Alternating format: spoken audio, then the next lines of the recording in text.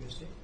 Well, Mr. President, thank you for your leadership at the border. For the second month in a row, you have broken the record in the history of the nation for the lowest number of encounters at the border, which is absolutely remarkable. You have said that America's laws matter and that they'll be enforced, and we're hard at work now to get people to go back home that are here illegally. So the Alien Registration Act has been in place long enough now that those individuals that are here illegally, if they haven't registered, then they can be charged criminally, and they can face fines up to $1,000 a day and face deportation if they don't go home, and they'll never get the chance to come back to America. So we're encouraging people to use the CBP Home app to register, and we're working on the resources and funding to buy them a plane ticket to send them home.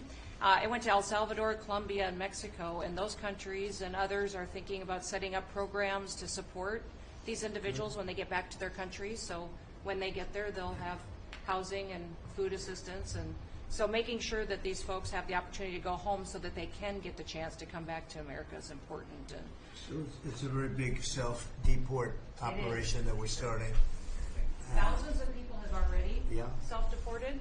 Well, we're just going to, when you have 21 million people that need to go home because they're here breaking our laws, then we need to facilitate that. And I've been working with the governors a lot lately on several different issues. One of them has been on FEMA for recommendations on how to do exactly what you've directed us to do. And then also I sent a letter and communicated with them that they need to be setting up a SCIF. Some of our governors don't have secure facilities to have national security issues. I think one of the jobs Homeland Security has is to give communication down to states, to local cities and communities. And so recommending they get a SCIF, they have secure comms with them at all times or nearby so that they can have national security conversations, and then to have somebody in their office designated that is their communications person. A lot of them have emergency management officers, but they don't necessarily have somebody designated when it comes to a national security issue that we may need to communicate with them on. And I think American people need to know that Real ID will be required to travel on May 7th. So those governors have been notified to communicate that at home. We don't want anybody to get delayed and not be able to travel when they get to an airport. And this will also help us bring integrity back to all of our IDs and how they're used for issuing driver's licenses. And governors know how I feel about making sure their driver's licensing system has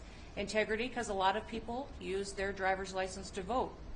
And the backbone of our country and the foundation is election integrity. So we're giving all those directions to our governors and communicating that so they can lead on it as well. And we're going to work with people so that if they go out in a nice way and go back to their country, we're going to work with them right from the beginning on trying to get them back in legally. Is that right? They'll get a chance to come back. So it gives you real incentive. Otherwise, they never come back. They'll never be allowed once a certain period of time goes by, which is probably going to be 60 days. We're also going to work with farmers that if they have strong recommendations for their farms for certain people, we're going to let them stay in for a while and work with the farmers and then come back and go through a process, a legal process. But we have to take care of our farmers and hotels and various places where they need the people. And we're going to be working with you very carefully on that. So a farmer will come in with a letter concerning certain people saying they're great, they're working hard. We're going to slow it down a little bit for them, and then we're going to ultimately bring them back. They'll go out, they're going to come back as legal workers. Okay? Yes, sir. Thank you. Which I think will be I think it's very important to do. Okay.